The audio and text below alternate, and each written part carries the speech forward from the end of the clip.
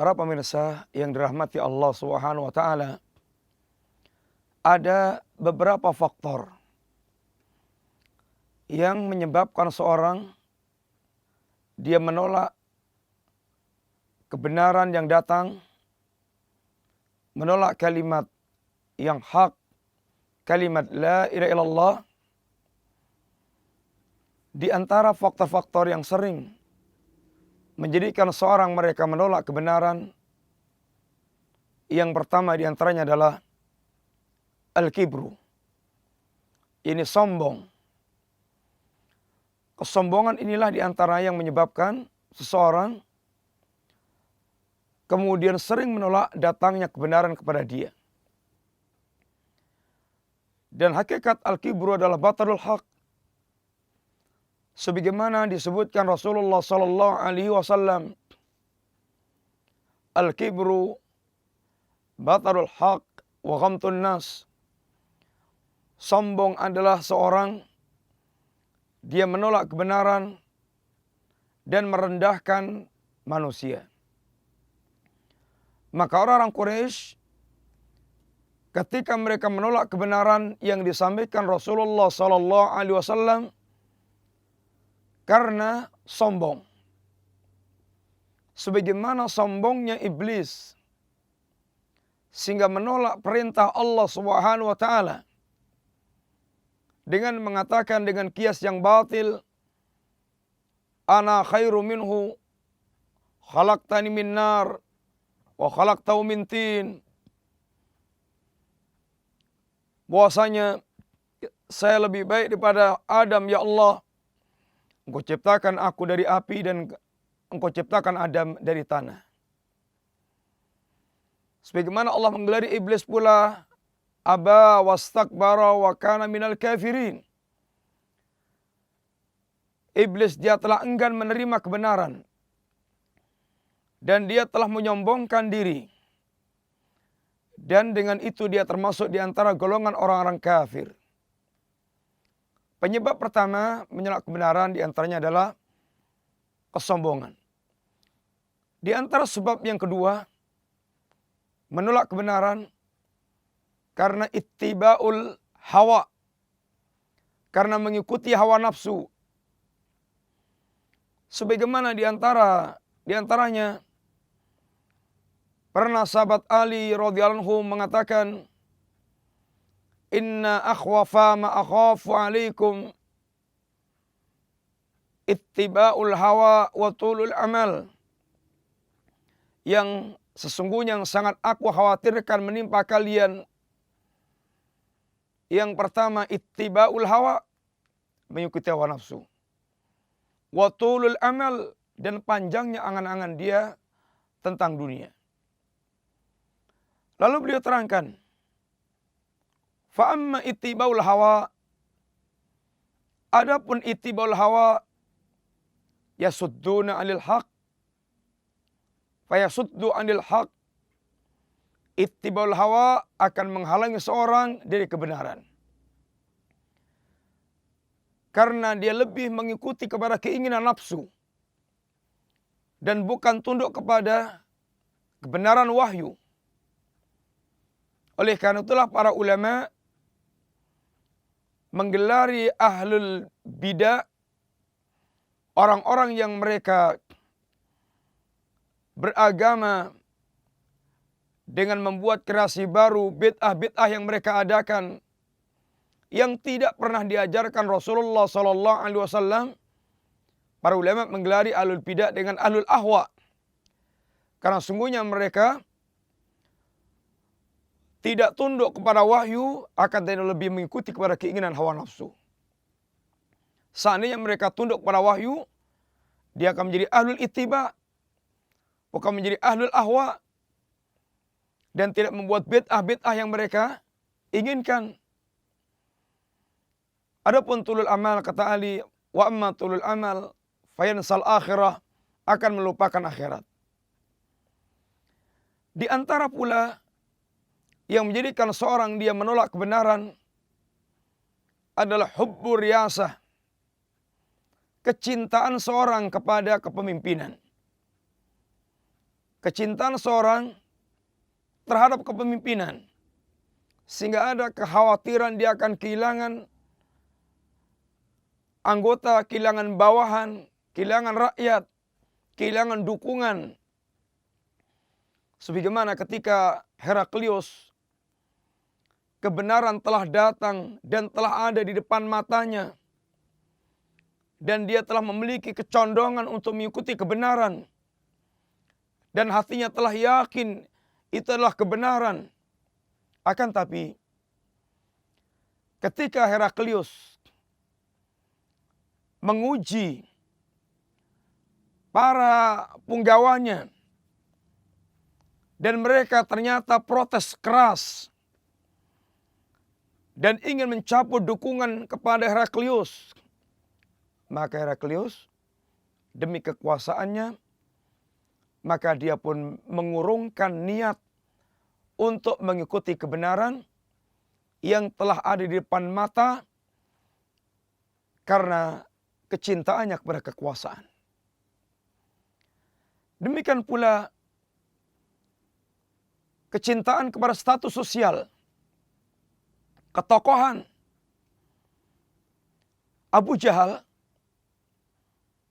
pernah ditanya oleh kawannya, "Ya Abul Hakam, mumpung kita berdua, saya akan tanya," katanya, "Muhammad sadiq am kadhib? Muhammad ini benar atau kadhib?" Maka kata Abu Jahal, "Waihak, celaka kamu. Muhammad sadiq, Muhammad jujur, Muhammad benar. Lalu kenapa kalau Muhammad benar, kemudian Anda tidak mengikutinya?" Abu Jahal terangkan di antaranya bahwasanya kami wa Bani Hashim natasabak. Kami dan Bani Hashim bersaing ketat dalam urusan status sosial. Tidak ada jabatan dimiliki oleh Bani Hashim kecuali kami memilikinya. Akan tapi seandainya sekarang dari kalangan Bani Hashim ada orang mereka menjadi nabi, lalu kami mengimaninya, kami mengikutinya, maka tentu langsung kalah.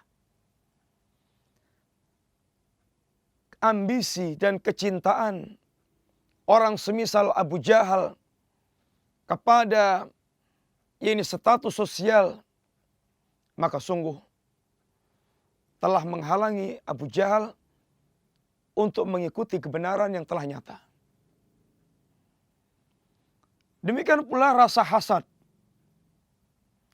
Hasad sebagaimana Yahudi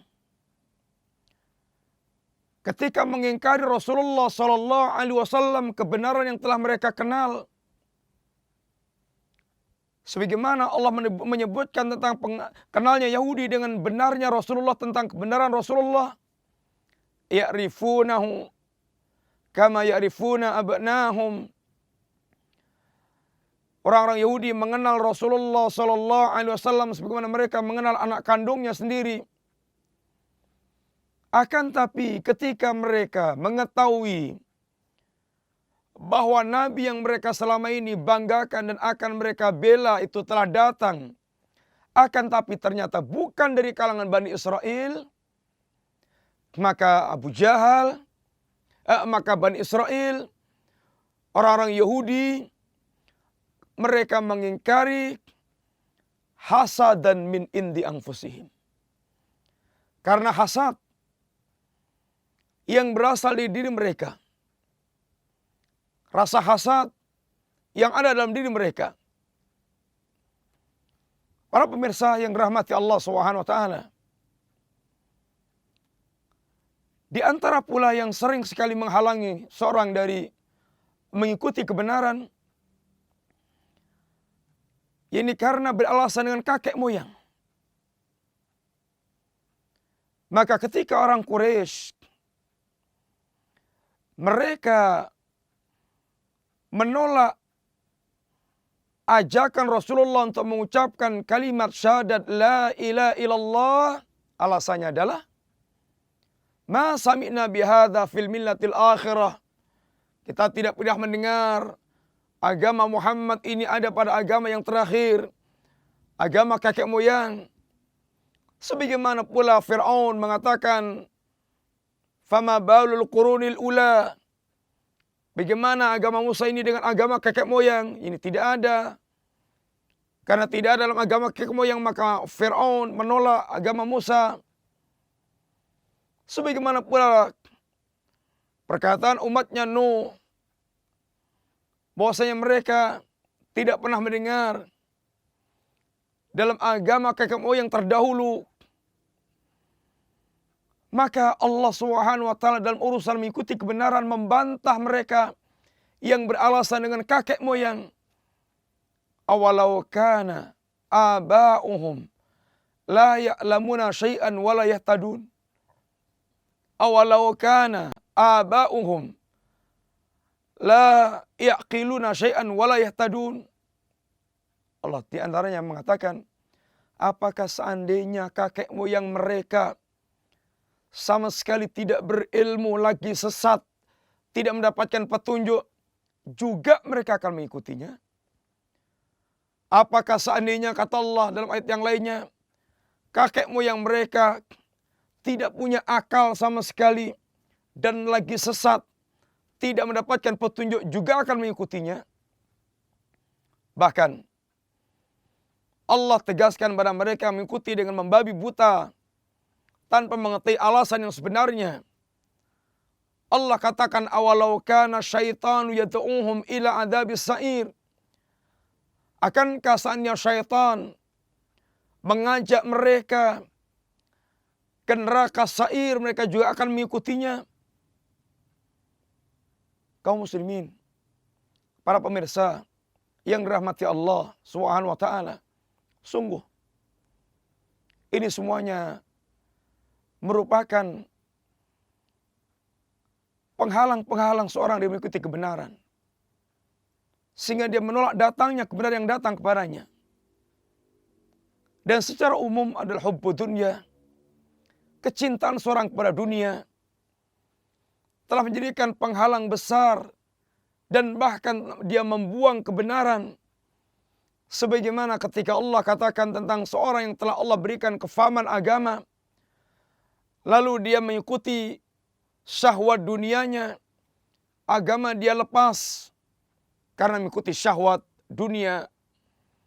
Watlu alaihim naba alladhi atainahu ayatina fansalakha minha fa'atba'ahu syaitanu fakana minal ghawin walau syi'na larafanahu biha walakinnahu akhlada ilal ardi wattaba hawa. Mereka mengikuti hawa nafsu karena menuruti syahwat dunia. Dia ingin mendapatkan dunia, akhirnya dia lepas agama. Maka dikatakan Allah, orang yang rakus dengan dunia seperti ini sehingga dia melepaskan agama, famathaluhu kamathalil kalbi. Perumpamaan mereka sebagaimana perumpamaan anjing. Intahmil alaihi yalhas atau tasruku yalhas. Anda halau atau Anda biarkan tetap dia, yaitu menjulurkan lidahnya, perumpamaan yang sangat buruk. Para pemirsa yang dirahmati Allah, itulah beberapa perkara yang layak kita waspadai. Jangan sampai masuk ke dalam hati kita, sehingga kita akan menjadi orang yang menolak. Dan kita menjadi orang yang akan menolak kebenaran yang telah nyata yang datang pada kita.